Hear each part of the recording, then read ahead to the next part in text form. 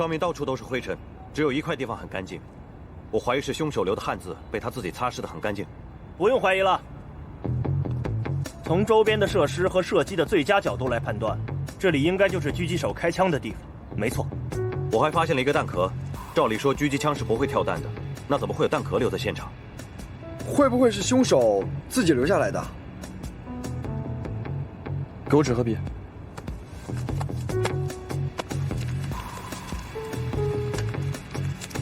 给我看一下。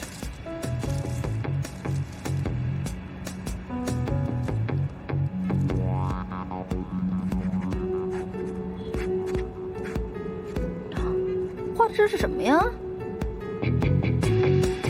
韩神，这是在画地图吧？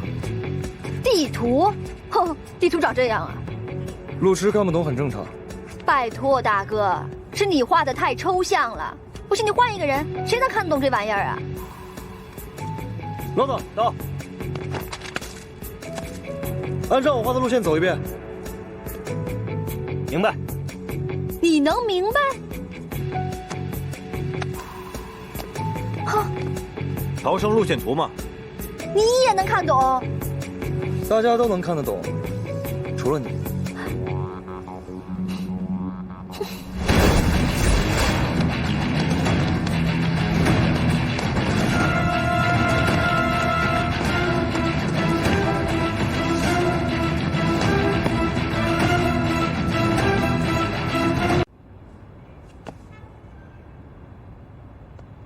就算这是逃生路线，可是你凭什么画出来的？这个问题很难跟路痴解释。我终于明白了，韩神，我们现在只要知道当时案发枪响的时间，然后再算出犯罪分子逃离的时间，再查当时公路各个十字路口的监控，这样就可以找到犯罪分子逃离时的车辆，这样一下子范围就缩小了。果然和非路痴讲话就是会省劲儿啊！我特聪明。有个手印，这个是不是凶手留下来的？我们能不能提取指纹？肯定不可能啊！你刚才没听冷面说啊？凶手怕我们提取到他的 DNA， 甚至连他的汗水都处理过了，怎么可能会留下指纹？这个掌印肯定是戴了手套的，从这个掌纹上来看，根本判断不出他的性别、年龄还有身高。应该还有别的手印。老总，哎，你再去找找。是，冷面，干活了。嗯。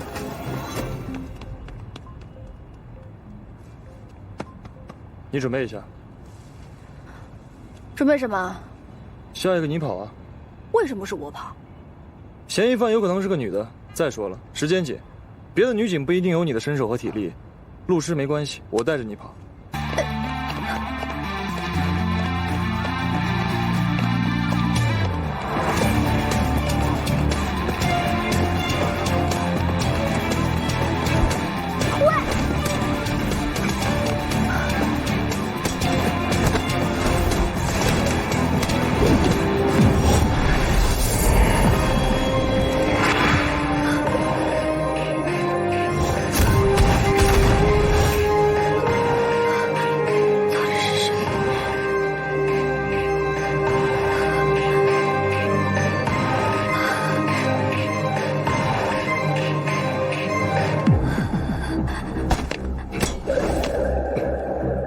白锦溪，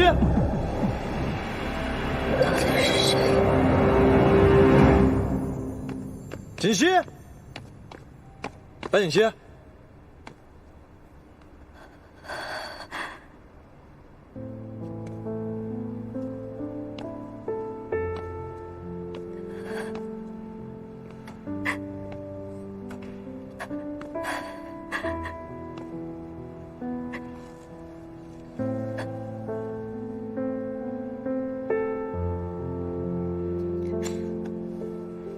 你怎么了？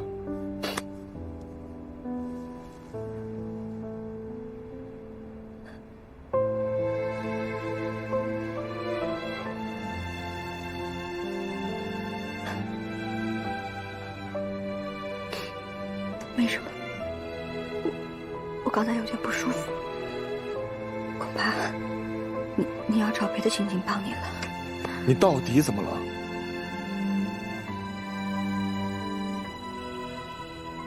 真的没什么。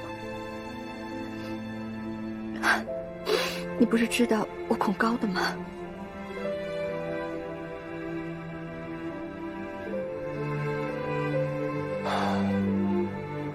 抱歉啊，是我考虑的不周到。我本来想帮你克服恐高这一关的，现在没事了，不用调了。走吧，我们一起下去。来吧。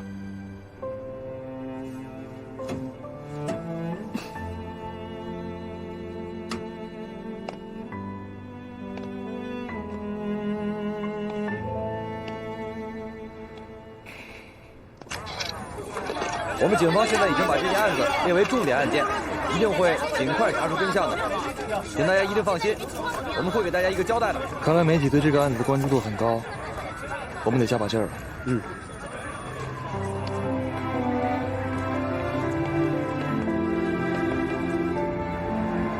老大，现在我们去哪儿？想要知道凶手为什么选择他们2个人，就必须找到他们2个之间的共同点。我们去郑承志家。好。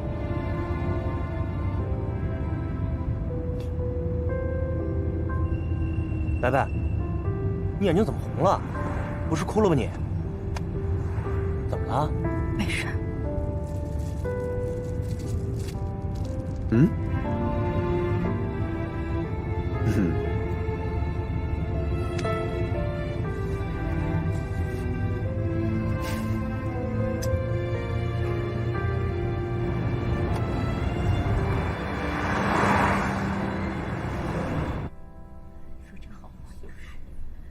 你们2个跟家属了解一下情况，我们3个去对面楼顶看看。请节哀。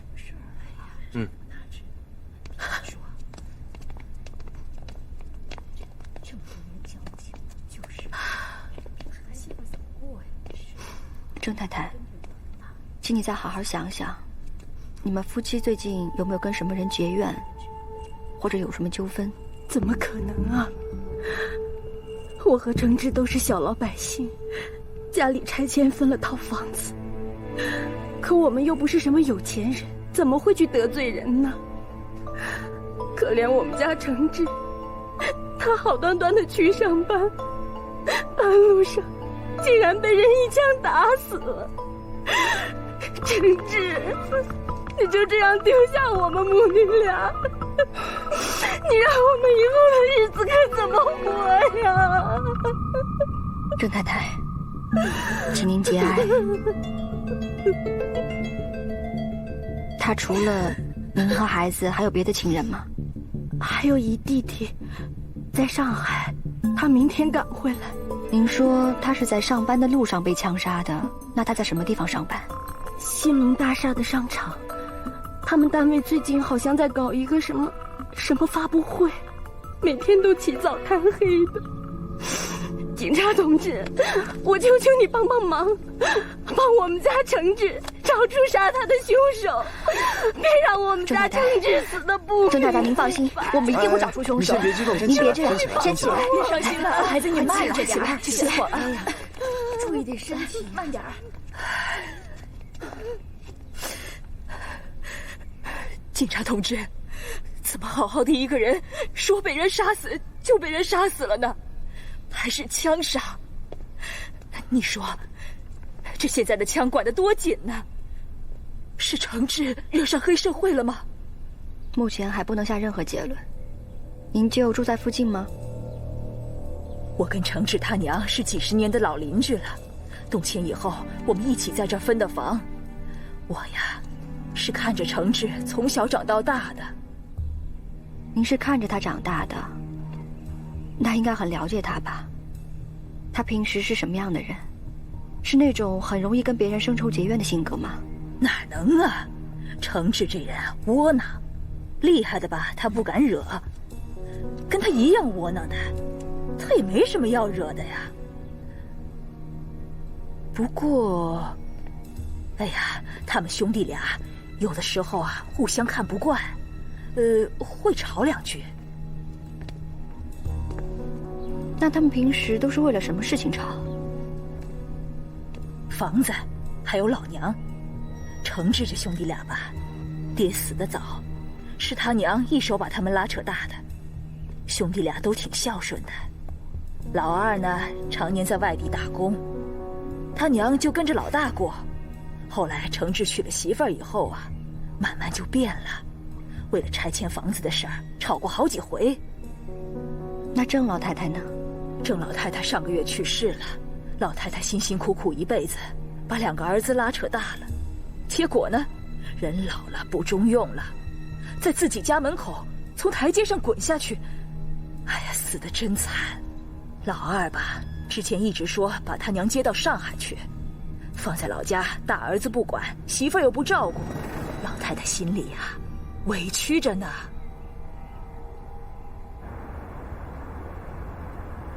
郑承志还有陈希贤，他们2个人在社会关系上没有任何关联。不过我们调查发现，郑承志是在去上班的路上被人给狙杀的，而他工作的地方就是兴隆大厦，也就是那个香水发布会的商场。陈希贤也是在那个大厦被杀的。哎，我说这兴隆大厦怎么了？中邪了呀？能不能正经点啊？除了这一点，他们2个还有一个共同点，就是过去刚刚都有亲人过世。郑承志呢是母亲刚刚过世，陈希贤是上个月女朋友死了。我看过陈希贤和郑承志女友和母亲的死亡报告，2个都是意外死亡。陈希贤的女朋友是因为车祸意外身亡，而郑承志的母亲呢也是意外死亡。老太太不小心摔下楼梯，突发脑溢血死了。难道说2者的死都和被枪杀者有关？现在还不能确定。哎，等等等等，我觉得我们是不是把这个想的有点复杂了呀？T也许他杀人就是凭着自己的兴趣，对不对？你们都知道吧？这些变态杀手都肯定是神经病。杀手之所以是杀手，除了一些先天性的因素，更重要的是他们内心都有一种欲念在促使着他们犯罪。每一个杀手都会觉得自己是一个主宰者，站在食物链的最高端，俯视着芸芸众生。我是一个杀手，我的第一份工作就是杀人。我喜欢瞄准的感觉。普通人在我眼中只是猎物，而我是个猎人。当我走在人群里，我却一丝一毫也感受不到自己的存在。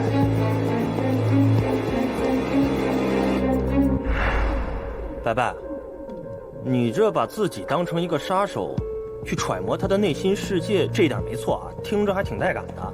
但是，不可能是每一个杀手都像你说的那么感性吧？还什么感受不到自己的存在？你这是念诗啊！请注意，我们现在面对的是什么人？是一个心理已经开始变态的职业杀手。这个家伙，长时间心理压抑，某一次事件刺激了他，导致他彻底爆发。不过，事件永远都只是外因，而起决定性作用的，永远都是他的内在。白白，我发现每一次你说什么变态啊、连环杀手啊，你都特起劲儿。有吗？有，哎，在观湖那会儿就特别重口味，那么多。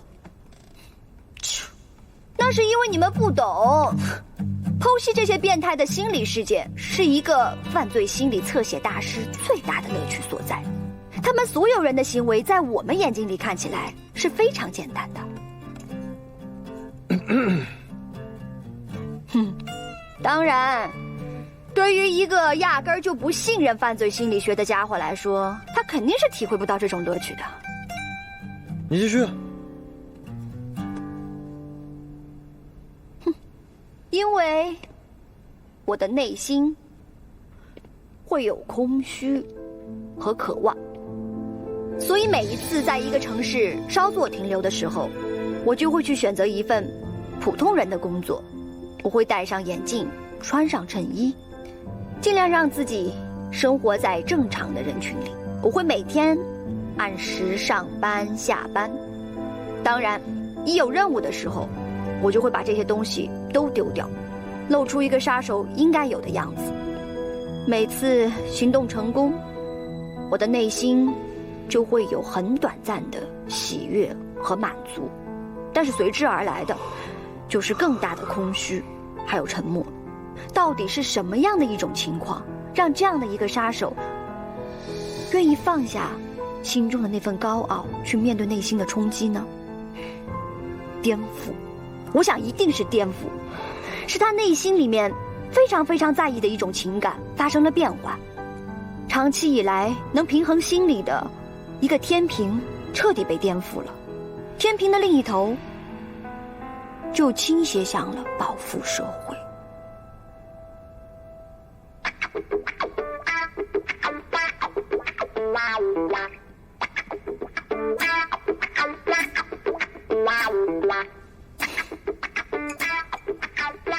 说完了。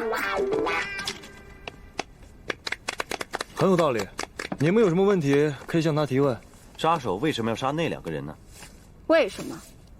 现在其实还很难确定，不过我猜测，2个受害人近期都有亲人过世，可能这个杀手认为他们没有保护好自己的亲人，在他的眼里，他觉得像这样的人不配存活在这个世界上。变态，是中二，脑残。还有一种可能性，就是他把自己当成了一个社会的清道夫，他想去清理那些他认为没有用的垃圾。毕竟他是一个可以主宰别人命运的猎人，狩猎对他来说可以产生极大的快感。心理实在太扭曲了。不是，这个人绝对是神经病，吃点药就好了。好了，不靠谱的犯罪心理先告一段落。你说谁不靠谱？依我看来，这2个受害者是经过杀手精心挑选的，而且就是要在中午时分进行杀害。2处狙击点的地面都有被擦拭过的痕迹，现场没有留下任何的指纹和脚印，说明杀手在行凶的时候是戴着手套还有鞋套的。那他擦拭地面不就是多此一举吗？所以只有一个解释，就是上次冷面说过的，他擦掉的是汗水。对啊，哎，韩神说的有道理。如果他想随机杀人的话，那每天中午楼下人来人往那么多人，他随便开几枪就可以杀掉人了，是不是啊？对不对？现场还有一个问题，就是弹壳。这倒确实，这么专业的一个家伙，为什么会在狙击现场留下弹壳？他使用的枪，国内很少有人用，黑市流通的也少。像这种型号的枪，关键是不会跳弹留下弹壳的，而现场留有弹壳，则会非常容易追查枪支的行踪，找到有关枪行凶的案卷，这对凶手而言是大大的不利。作为一个职业杀手，他是不会犯这样低级的错误的，所以他把弹壳留在现场，肯定是他故意留下的。他一点都不担心被我们找到，可是这会有一个逻辑上的悖论：他擦掉了汗水，是不想让我们验到他的 DNA， 却留下了弹壳。这说明他根本就不在乎将来会不会被我们抓到，他只是希望不要那么快被抓到。没错，所以说这个杀手肯定不是随随便便的杀2个人以报复社会，他肯定还有一套完整的计划，并且会在未来几天开展实行。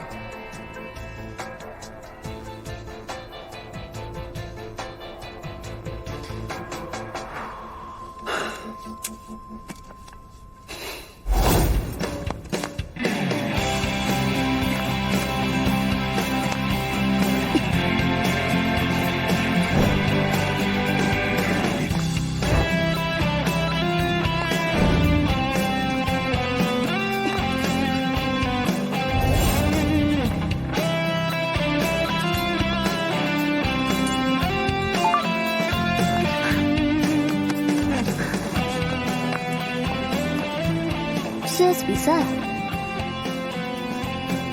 有奖金，这能少得了我吗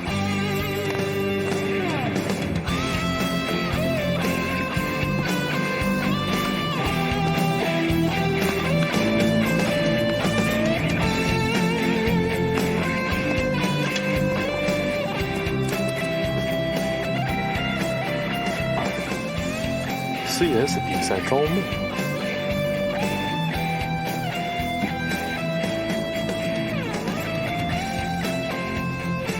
去玩玩也好。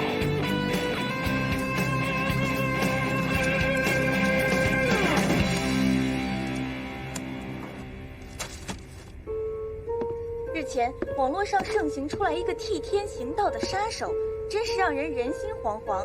但是又有媒体说这只是无聊人士开的玩笑。对于这些谜团，你又是怎样认为的呢？下面请看详细报道。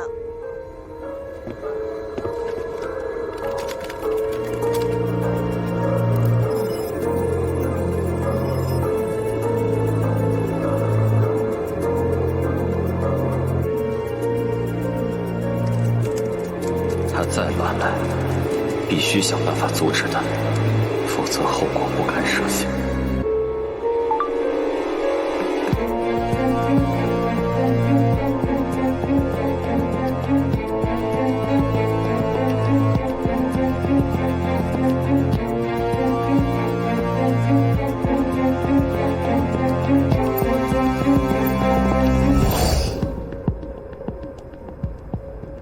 连环杀手 T， 年龄25到30岁，男性，体型强壮，曾经遭遇过重大的情感变故，早已不顾生死，也不排除他有身患绝症的可能。总之，他会不惜一切代价完成任务。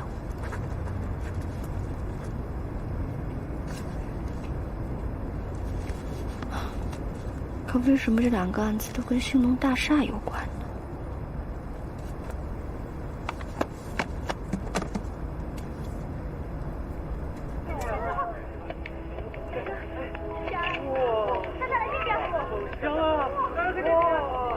哦，表演的这么夸张，这几个人是托儿吧？我感觉隔着屏幕都快闻到香味儿了。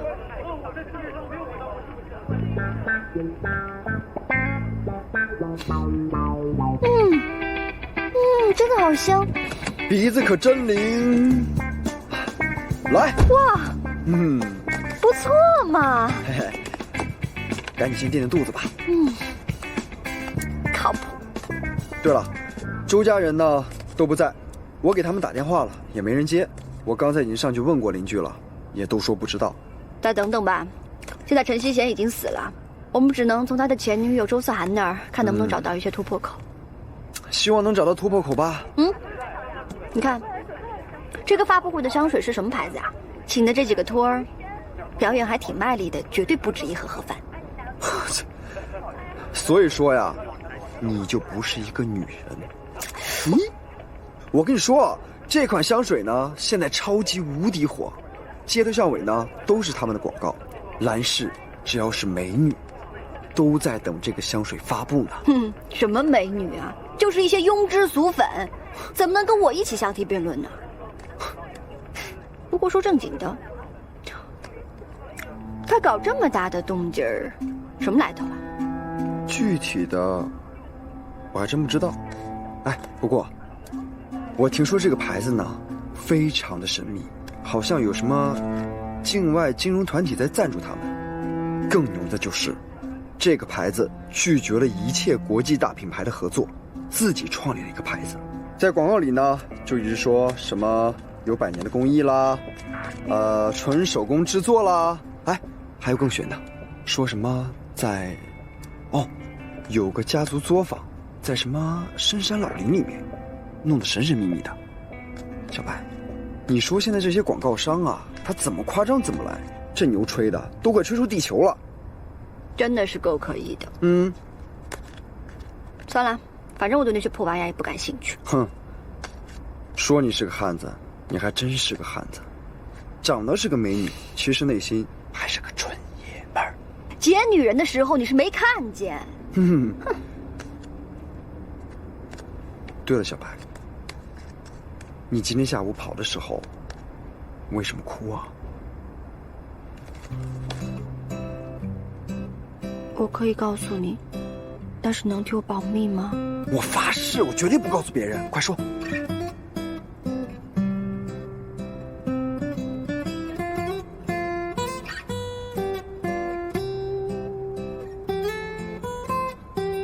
小白，你那么可怜啊，下想不到你还那么痴情，来抱抱。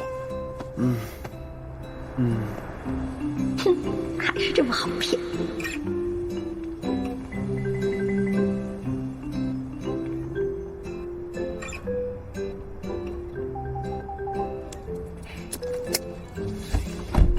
君子报仇，10年不晚。你放心啊，以后让我见到那个姓赵的，就见他一次，揍他一次。哎呦，没好，我刚听你说完，我还替你难过呢。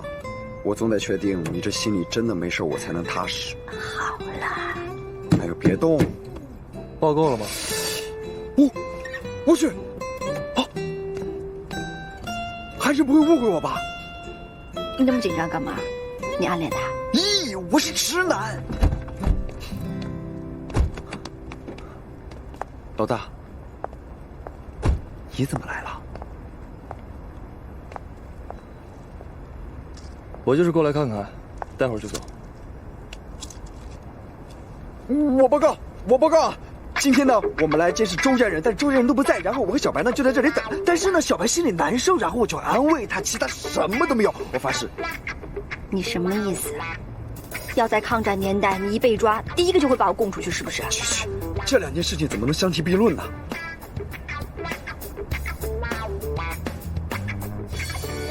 哦，对了，哎呦，我困了，老大，那个我先去休息一会儿啊。好，走，我走。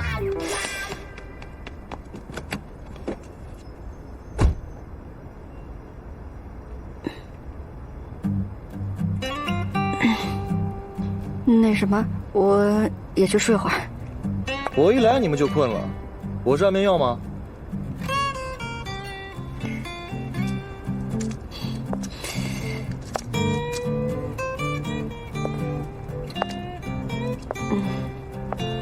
其实也还好，也没那么困。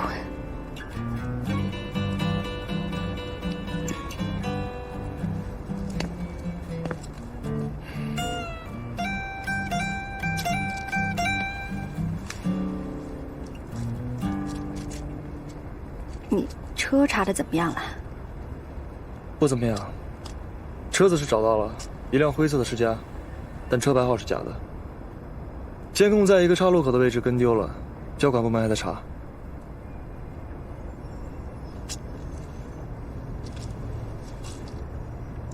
反正查监控是你的强项。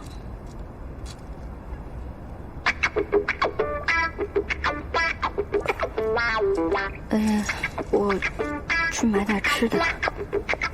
我陪你。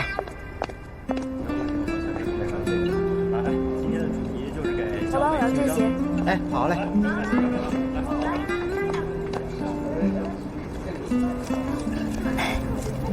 二位想吃点啥？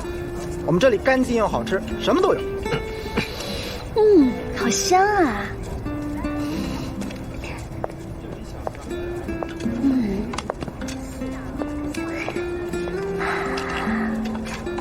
你这一顿宵夜都顶得上一顿正餐的量了。你管我？老板，我要这些。美女，你很会点啊！这几样菜都是我们店的招牌。先生，你想吃点啥？哦，我不用了，谢谢。老板，这个家伙啊是不食人间烟火的，你不用管他。哎，多少钱？一共62块。啊。哎，不用，我自己来。稍等，我给你找钱。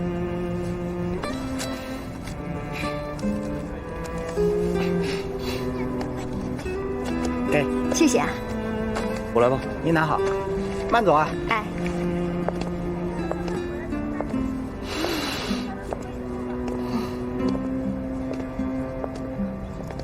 你要不吃，我就吃啦。我都快饿死了。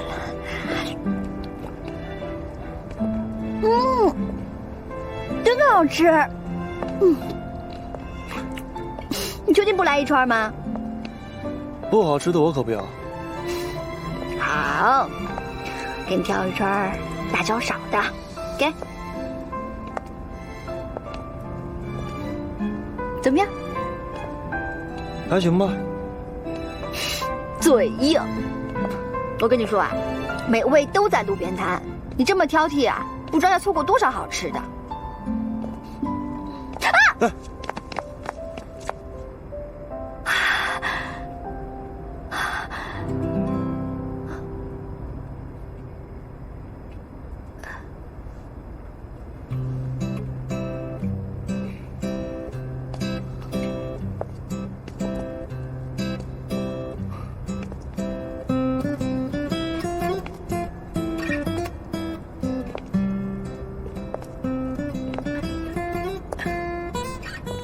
还要吗？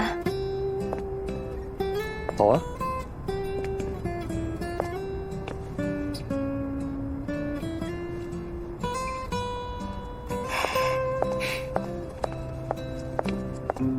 我去给小壮送吃的，凉了就不好吃了。东西在我这儿了。啊。你和小壮。没事了。你去吧。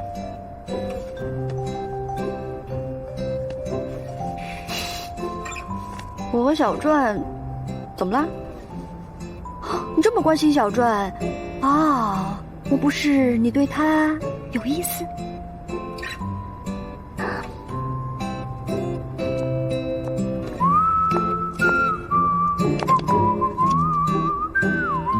那我要是说是对你呢？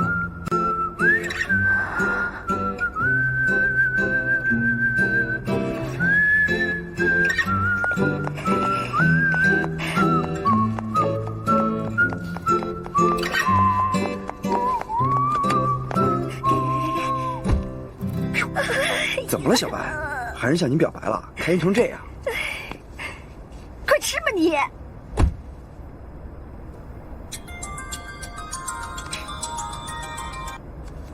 喂，老大，这个郑承志的弟弟郑承达呀，根本就没有坐火车。听他老乡说，他为了省钱跑去坐汽车了。上海到咱们这儿的客运车有很多辆，还有很多是私人运营的黑车，我得一辆辆查。我已经在汽车的总站、南站、北站都安排咱们的人员，一发现郑承达就马上带他回来。不过说起来是有些奇怪，家里有亲人去世这么大的事儿，赶回家还要计较哪张票价更省钱。那要这么说来的话，郑承达和郑承志他们兄弟的关系是不是会有一些问题？你们可以通过购票时间去推测，先从客运销售系统里排查一下他坐的是哪一班车。辛苦了。好，知道了。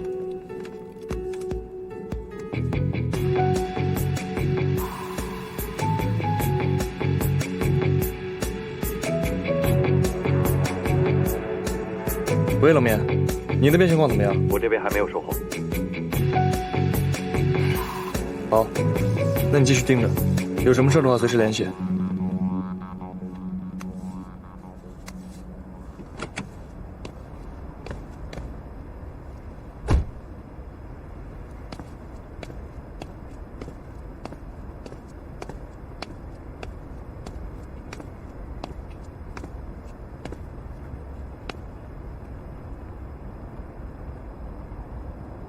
哎，老大，我以为你走了呢，睡着了。我值前半夜，他值后半夜，要不然我把他叫醒。不用了，刚才唠叨给我打过电话了，说郑承达换了交通工具，现在还没有线索。冷面那边也没有什么进展，车牌号虽然查了，但是个假的，所以线索断了。嗯，你们两个在这儿好好盯着朱家人，有什么情况立马报告。是，小声点儿，别把他吵醒了。好，嘘。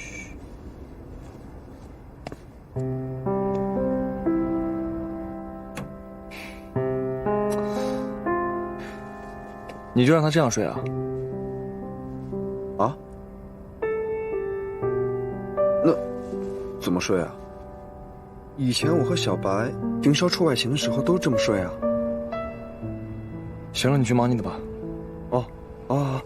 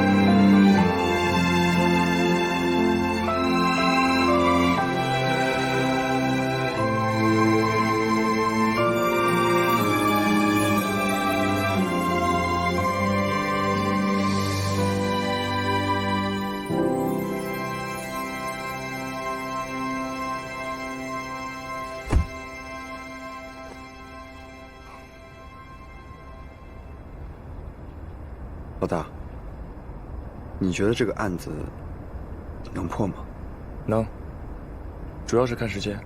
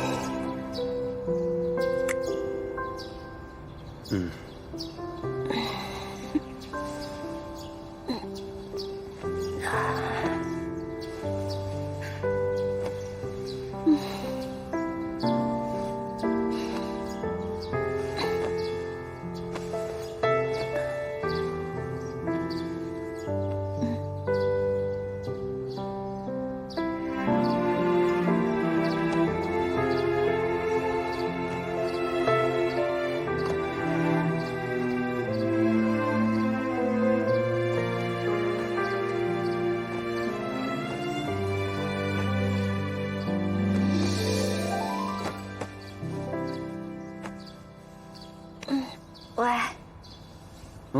小白，你醒了？有情况吗？哎，没有任何情况。来，你们一会儿，我盯着。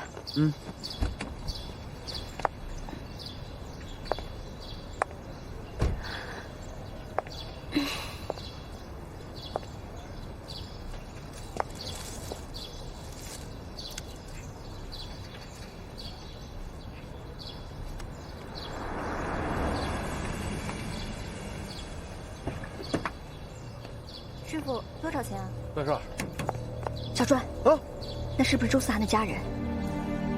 慢点啊！哦，就是他们。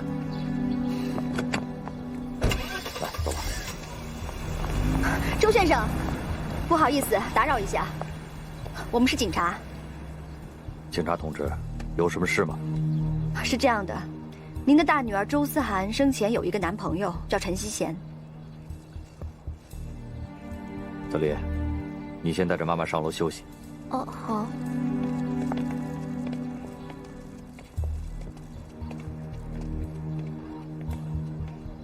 警察同志，我不知道你们想问什么，但是这个畜生跟我们家已经没有半点关系了。他是死是活也不关我的事，他的任何情况我们都一概不知。这个，我恐怕帮不了你们什么忙了。周先生，今天来就是想告诉你，昨天晚上陈希贤已经被杀了。啊！杀得好，死得好。我今儿个要多喝几杯，还要杀只鸡来祭祭神，真是老天爷都看不下去了，替我出手除了这个畜生。周先生，您为什么会对这个人有这么大成见？他到底做过些什么？能跟我们说说吗？既然人都死了，我也就不怕丢人了。警察同志，如果不是陈希贤这个混账，我女儿她根本就不会死。她就是因为陈希贤这个畜生才死的。陈希贤是个瘾君子，他跟我女儿好了之后，经常让我女儿去接济他。有一天夜里，他又着急忙慌的让我女儿去给他送钱。这次要多少啊？2万吧。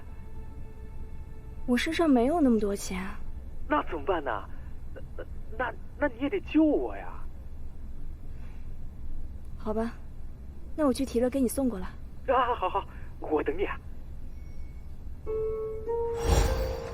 结果，就在那天夜里，我女儿她……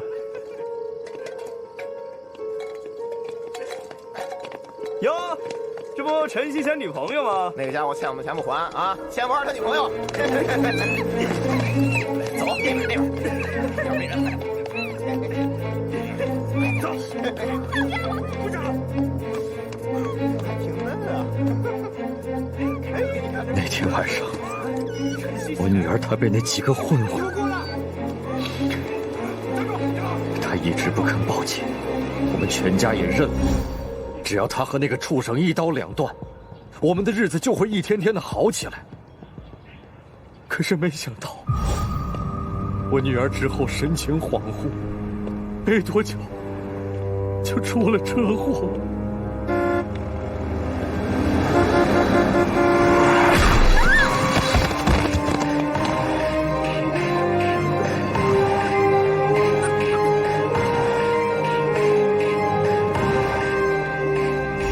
陈锡贤这个畜生，死一个世间就少一个祸害，你们还查他干什么？谁杀了陈锡贤，谁就是我们周家的大恩人。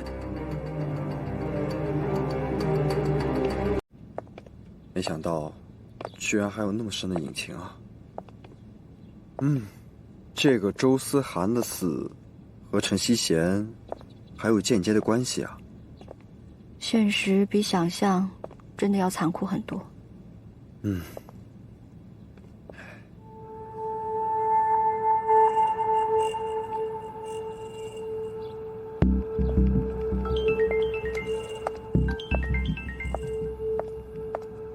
喂，唠叨，你那边什么情况？我找到郑成达了，刚给他录完口供，不过事情跟我们想的不太一样。是不是郑承志母亲的死跟郑承志有关？你怎么知道的？没事儿，你接着说。这个郑成达在我们警方的逼问下，情绪变得越来越激动，他说了一大堆他哥哥的坏话。他的原话是：要不是看在老娘的面子上，就算他死10000次，自己也不会回家。那他有没有说他们兄弟俩之间到底发生了什么，才变成现在这样？郑成达说呀，他母亲一直都很好，身体呢非常的不错，走路也很小心。他坚信自己母亲的死不是意外，是他哥哥郑承志为了拿什么拆迁补偿款，故意把他母亲从楼梯上推下去的。哎，我说唠叨，你是真唠叨！你说那么多才说到重点。我们这边的情况跟你那边也差不多。刚才我们跟周家的人聊过了，周家父亲说，他女儿是在给陈锡贤送钱去买毒品的路上被人给轮奸的，所以周家人对他恨之入骨。我之前也听说过，有的瘾君子，他们为了要钱，就丧尽天良的让嫖客去奸淫他们自己的女儿和妻子。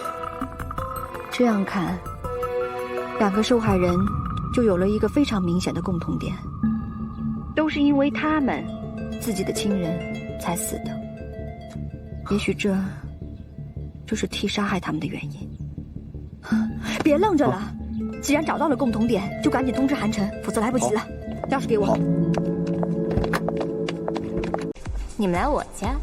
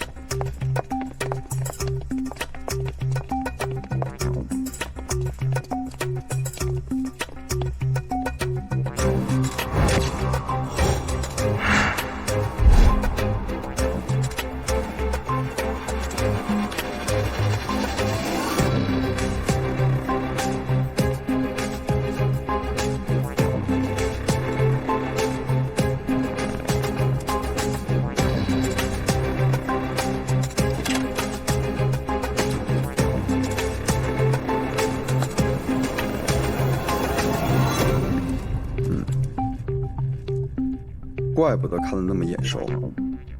老大，第3个死者叫陈灿烂，去年因为酒驾肇事逃逸，但法院判他无罪。在民间传说，因为他家里有钱有势，所以找朋友顶了罪。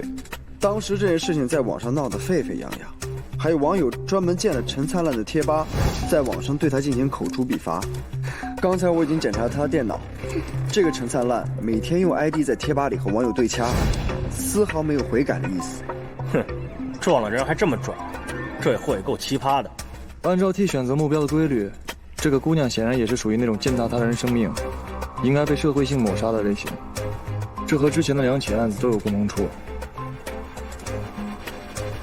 可是 T 究竟是怎么样一个一个的选中他们的呢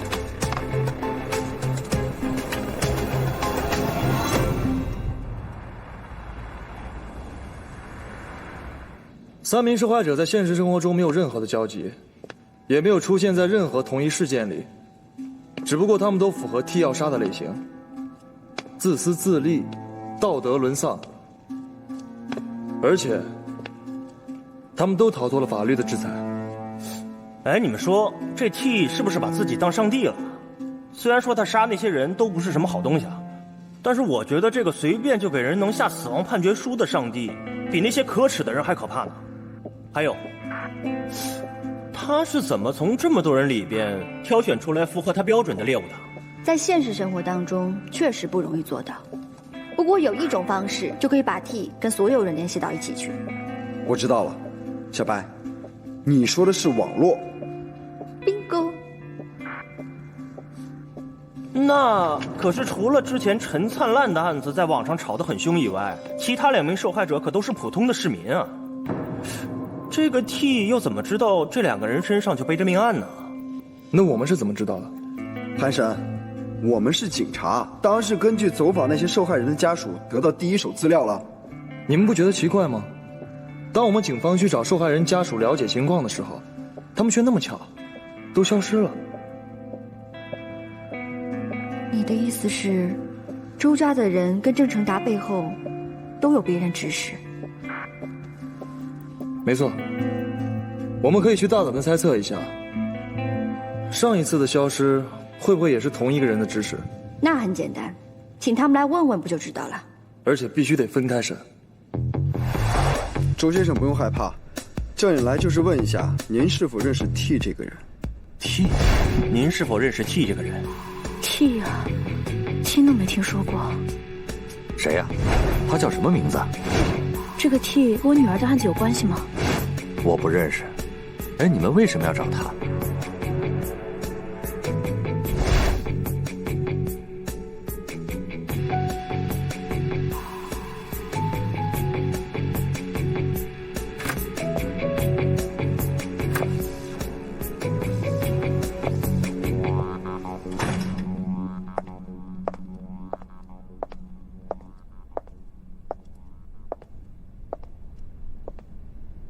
听你父母说，你今年18岁啊？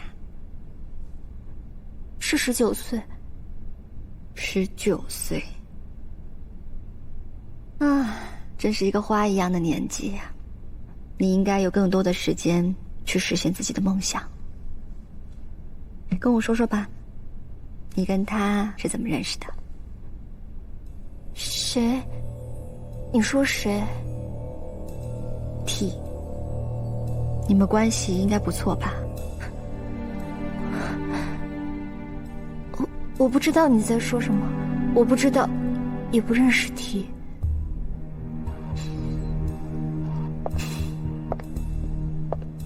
司令，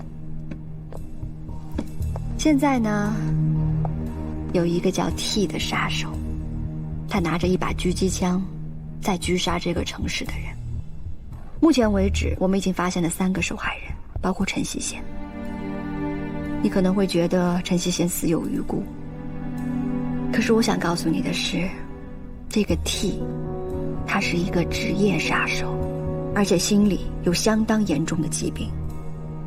也许他现在惩罚的是一些所谓有罪的人，可是我们不去制止的话，谁可以保证将来他会不会对普通老百姓大开杀戒？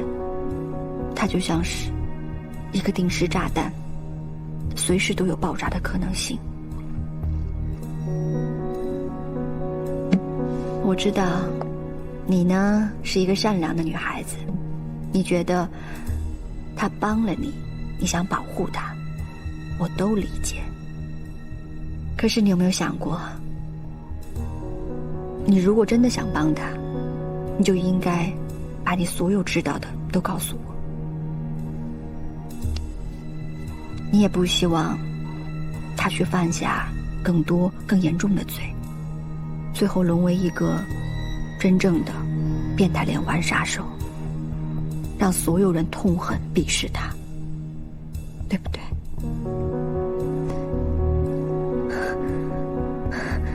其实我和他是在长江白鹤 BBS 上认识的，除此之外，我对他一无所知啊。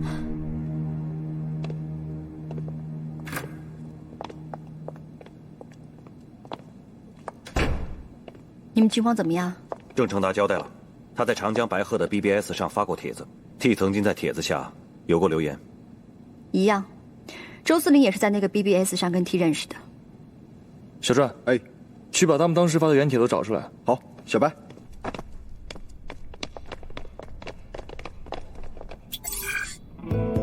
这个就是周司令和郑成达在论坛里发的帖子。像这样的帖子，如今在各大论坛里已经很多了。经常有些人在现实生活中走投无路，所以只能将自己的冤屈和不平全部发到网上，渴望得到网友的关注和帮助。但是像这种帖子现在实在是太多了，所以除了那些共鸣多的帖子之外，大多数都无人问津。周司令的帖子一共有多少回复？差不多100多条吧，这在论坛里还算少的。哦，对了，还有啊，周司令曾经在论坛里提过，姐姐被轮奸的那天晚上回家之后，曾告诉过她在巷子里看到一个身影非常像陈希贤，所以姐姐伤心欲绝，便没有把这些事情告诉自己的父母。现在姐姐死了，她也没有证据，就算她想找陈希贤报仇也不行，所以她恳求网友们对这个丧尽天良的吸毒者进行声讨。我大概看了一下，其实大部分的网友还是表示支持和安慰的，当然也有少数表示质疑还乱骂。他们说他无图无真相，只是为了在论坛博眼球而已。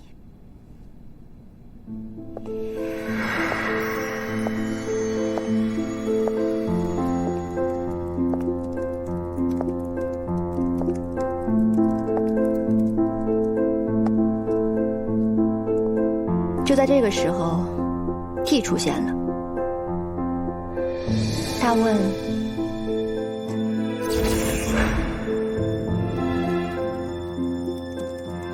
你说的是不是真的？”如果我说的有半句假话，就让我死无葬身之地。我明白了。几天之后 ，T 回复说：“他会受到惩罚。”你是谁？再之后 ，T 就没有再出现过了。他跟郑成达的聊天内容也极其相似。他询问郑成达内容是否真实。你说的是否真实？郑成达对天赌咒发誓地说，自己说的全部都是真的，没有任何私欲。他只是不忍心看着母亲不明不白因为拆迁款被哥哥害死。我对天发誓，我说的一律都是真的。之后 T 又像之前一样中间消失过几天。再之后他回来回复郑成达说，他会受到惩罚。什么意思？这说明 T 不仅仅只是凭网友申冤的帖子就确定目标杀人，在采取行动之前，他一定会调查事情的真实性。小传，能不能查到1年之内 T 大概回复过多少这样的帖子？那只要将搜索条件编写成函数代码。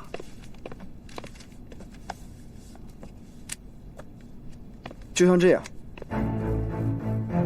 ，13个，也就是说我们需要保护的人是13个？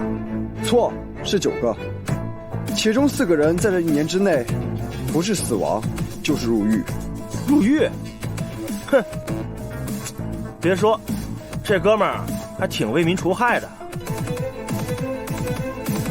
去找上级汇报，立刻全市布防。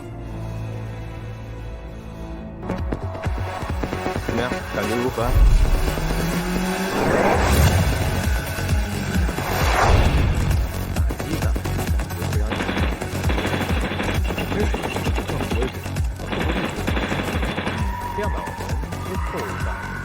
哎，真没劲。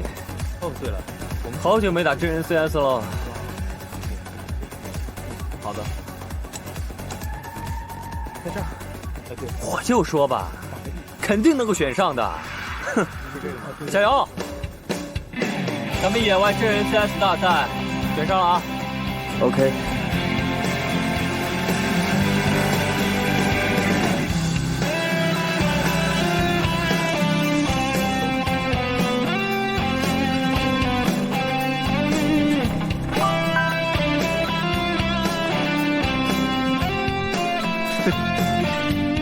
就知道这事儿不可能不选我，又可以痛痛快快杀一场。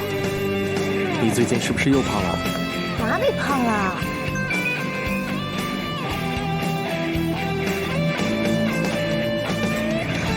不知道他们是不是也说了？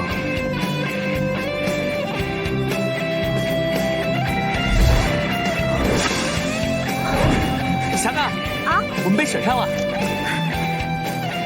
你看。天哪，奖金10万块！这次我们一定要拿到冠军。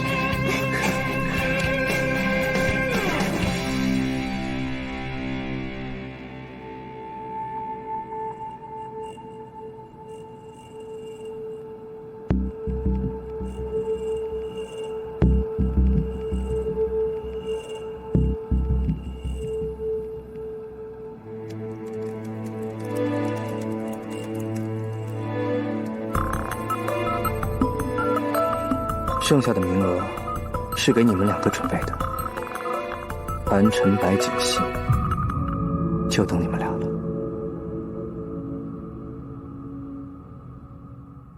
来，干杯！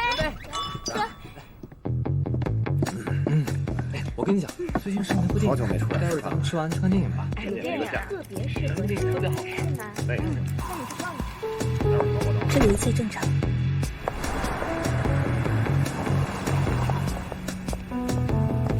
我接到了。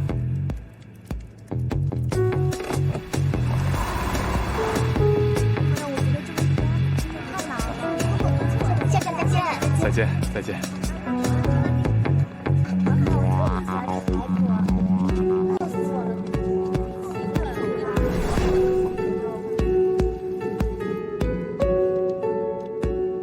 OK。宝贝儿，过来。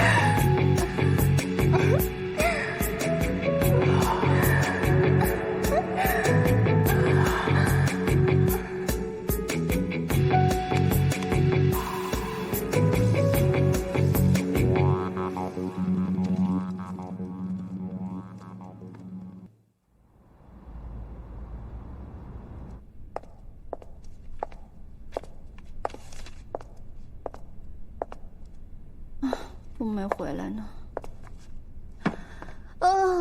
累死了！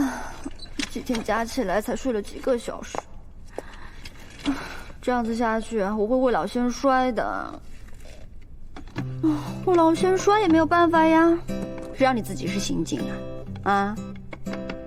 你说说你，长得这么好看，为什么一定要当警察呢？而且还是从小的心愿。哎，算了，你想啊，长得好看的人里面，你最会抓贼；会抓贼的人里面呢，你又长得最好看，双料冠军，耶！啊，我这黑眼圈啊，真的，再严重下去啊，那个韩混蛋看见，不知道又会说我什么。说你什么？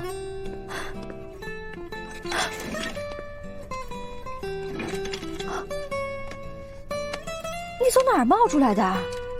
跟鬼一样，一点动静都没有。你自己叽叽喳喳像个麻雀一样，还怪别人？麻雀？哼！我要是禽类啊，我也是天鹅。熊猫也能天鹅啊？新品种啊？我就说嘛，你肯定会嘲笑我的。嗨，我是女人，女人，偶尔保养一下有什么不对的？哼，大惊小怪。你是个女人啊，脸部表情小一点，小心你的眼贴掉。那么多明显的女性特征你看不出来啊？哼，韩混蛋，韩混蛋，韩混蛋！我叫你韩混蛋真的是没有叫错。西城都布控好了吗？大哥，你这转话题是不是转的也太生硬了呀？放心吧，都弄好了。有2个目标住在西城区，所以小传和唠叨他们很早就去布防了。所有人忙得焦头烂额的，连觉都没得睡。你倒好，你在干嘛呀？我简直不知道你每天都在忙些什么。自己看吧。什么？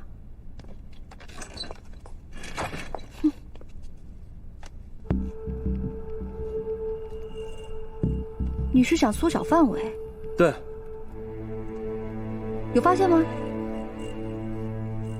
这3个点的附近，我们警方已经增派了人巡逻，而且加强了布防，所以我觉得他们下一个目标肯定不会在这3个人中间。确实，明天选中他们的几率不大。犯罪心理专家，你有什么高见？哼，那我就先说说看了。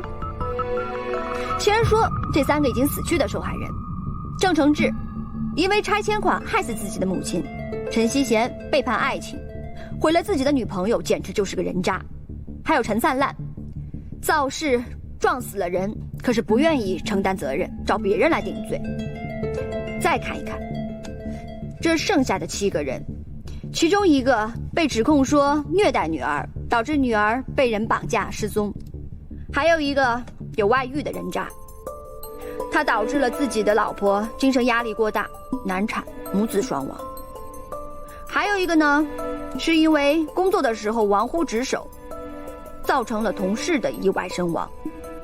可是自己呢，因为是领导的儿子，所以没有受到惩罚，找别人来顶了罪。这3个人跟郑承志、陈希贤还有陈灿烂属于同一类型，都是破坏家庭、背叛了爱情，不愿意承担责任。再看看这个人，他叫罗开放，是蓝英中学的副校长。传闻他以前在郊县中学的时候，曾经猥亵过一个女学生，后来这个女学生意外身亡，调查没能继续。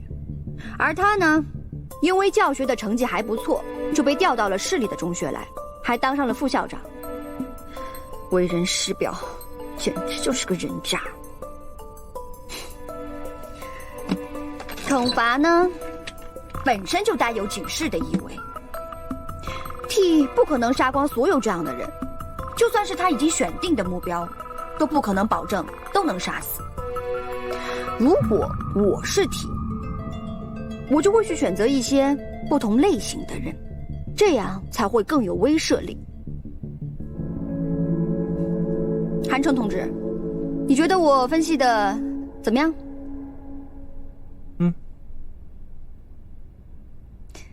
是不是会突然觉得犯罪心理学还是很有用的？殊途同归而已。你刚才说的这些传统刑侦照样可以推理得出来。死要面子活受罪。哎，你承认一下犯罪心理学有用会死啊？想喝水，自己倒去。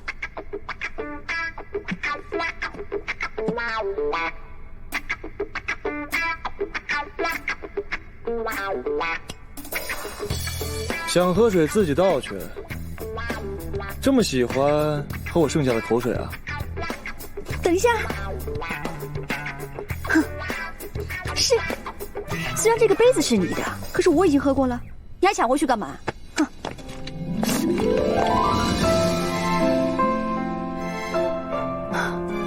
我这人呢，一向有始有终，这是我的杯子，所以我得把它喝完。就即使上面有我的口水，你也不介意吗？你喝的是这边，而我喝的是这边，口红的颜色不错，很自然。你刚才不是说自己累吗？去会议室躺会儿，有事我叫你。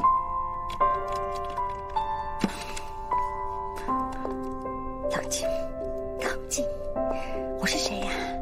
啊，我干嘛跟一混蛋计较啊？哼，睡我的美容觉去。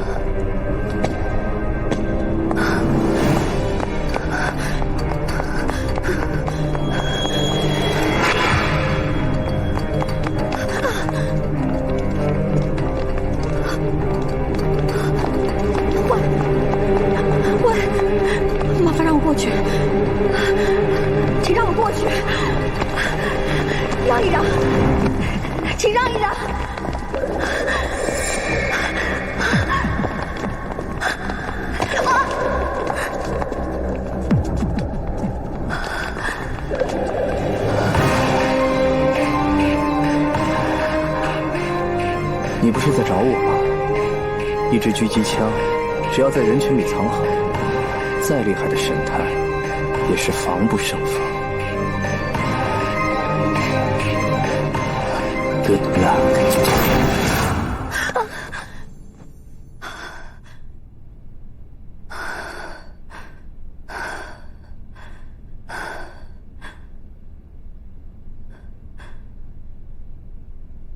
醒了。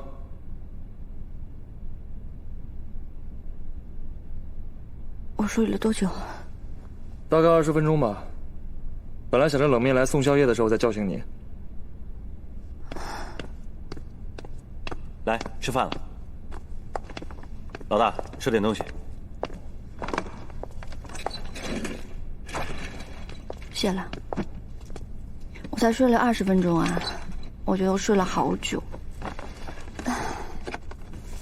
一天都没吃东西了，觉得好饿。你买了什么？来，吃吧。做梦了？嗯。噩梦？算是吧。我梦见T拿着枪在追杀我。那还真是个噩梦。他在梦里跟我说，他就躲在人群里，我们防不胜防。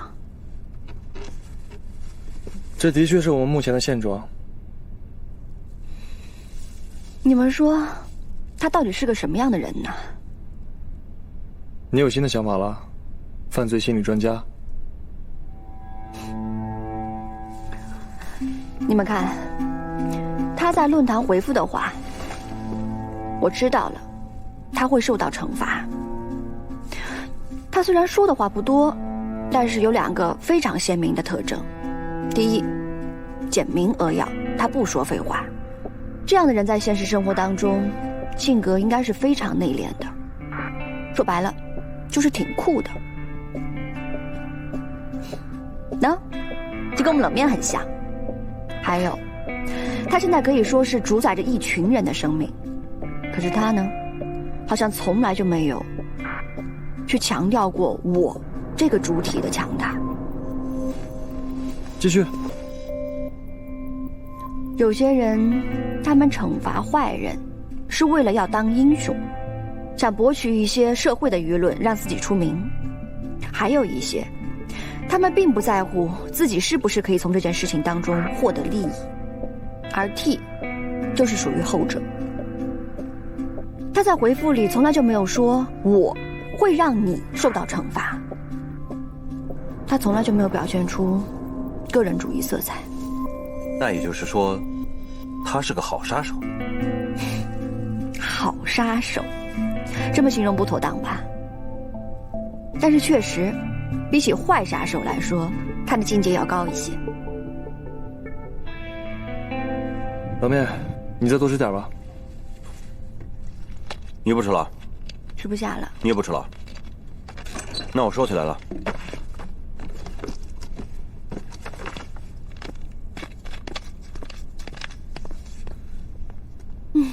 还困，再去睡会儿吧。嗯，我再去眯一会儿。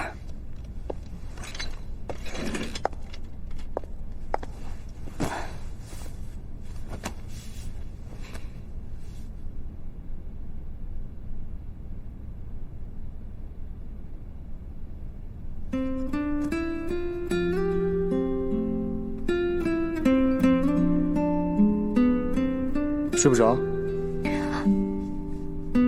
快了。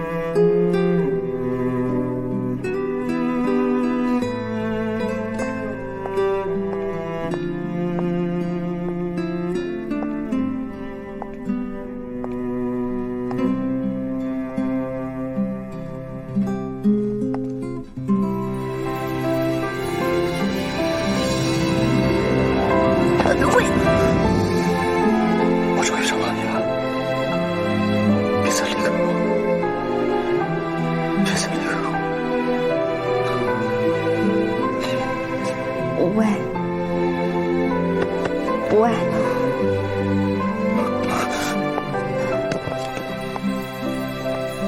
我说你刚才做了什么梦啊？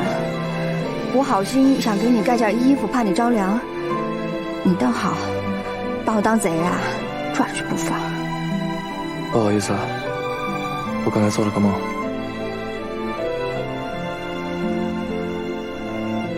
你算了，干嘛害怕陈妹啊？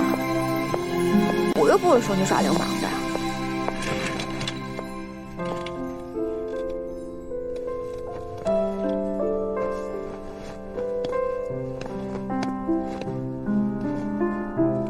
我去洗把脸。嗯。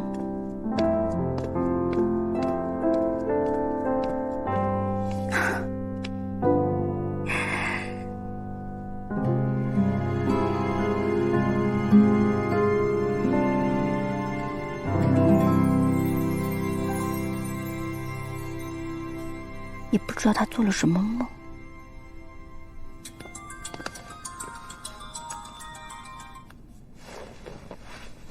喂，喂，老大，你赶紧夸夸我，我知道 T 下一个目标是谁了。是那个中学的副校长，还是那个小贸易公司的老板？你怎么知道的？韩神就是韩神，这个东西都能猜到。老大，我和你说，T 的下一个目标就是那个中学副校长罗开放。我们已经找到他了，而且向他证实，前2天有人用红墨水打中他的左胸。我也问了后面几个候选目标，除了罗开放之外，没有人发生这种事情。老大，如果前3个死者都能开口的话，我真想问问他们有没有收到这种死亡通知书。好了，我知道了，你通知大家先把罗开放保护起来。好，我知道了。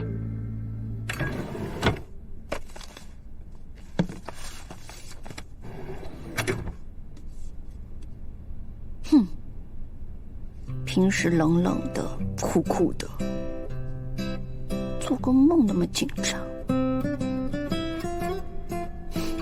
好吧，那我就给你画一颗紧张的心。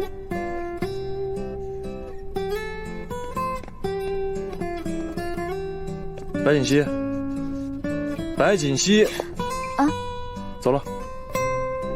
去哪儿？去看一下你这次有没有猜对。啊？啊。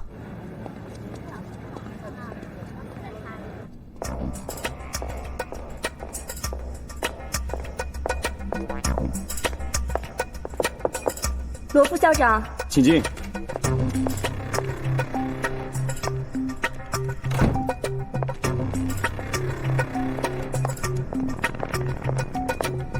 校长，这是新生入学的名单，您看一下。好，放那吧。那没别的事儿，我先出去了。嗯，好。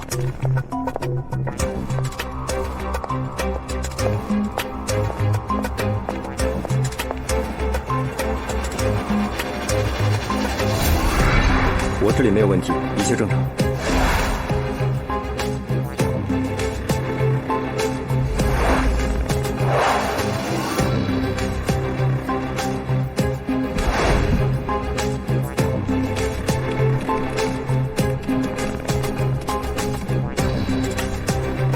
我这边也一切正常。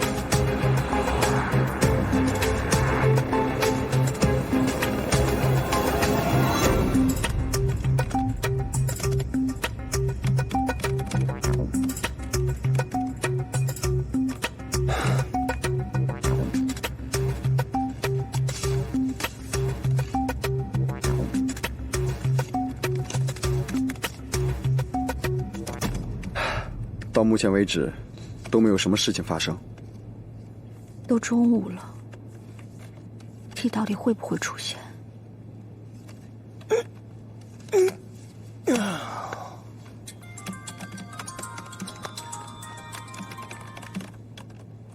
喂，老大，出事了！怎么回事？20分钟前，有人在网络上发了一篇文章，爆出了这次连环狙击案的事，还称 T 是蓝城游侠。短短10几分钟内，那篇文章已经有了过万的点击率，被转载了上千次。现在整个网络都传疯了。还有，出现了新的死者，我正赶往现场呢。行了，我知道了，我们马上到。收拾东西，走了。看这个，蓝城正义的连环杀手就在我们身边。凡是法律和道德无法惩治的罪犯，都会得到蓝城游侠的判决。他是现代的罗宾汉，用以暴制暴的手段匡扶正义。还有底下这些评论啊，全都是为 T 叫好，还有声援帖。哎，我就发现，你说现在这人都怎么了？就这陈仓案这案子里边，支持 T 做法的人可泛滥成灾了啊！帖子这么火，那 T 肯定知道咱们找出了被害者之间的联系，那就不会再让计划出现了。真是差一点就抓住这家伙了。也不一定，陈三浪的案子本来在网上就很受关注，T也许早就知道警方会顺藤摸瓜，找出剩下的那些人。你的意思是？也许 T 根本就没想杀那些人，他们只是个幌子。那他接下来的计划会是什么？ T 身为一个职业杀手，他每次行动之前都会做万全的准备。他每选中一个人，肯定会监视、跟踪，这很需要时间。这就是他为什么在几个月前在 BBS 上发帖，直到前不久才行动的原因。可是现在他选中的这些人都被警方保护着，我觉得他肯定不会再轻易冒险了。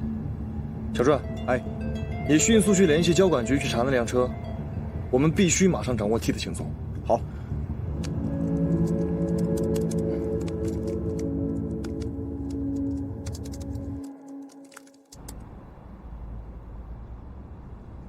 这回死了2个，跟前面几桩案子一样，都是一枪毙命，可能是 T 干的。好，这就是2名受害者。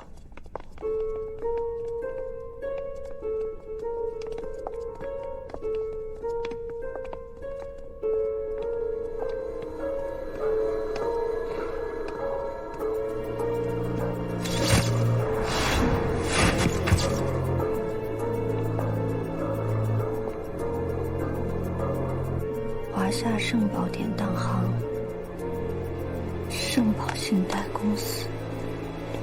什么信贷公司啊？说白了就是借高利贷的。这个现场很好判断，冷面。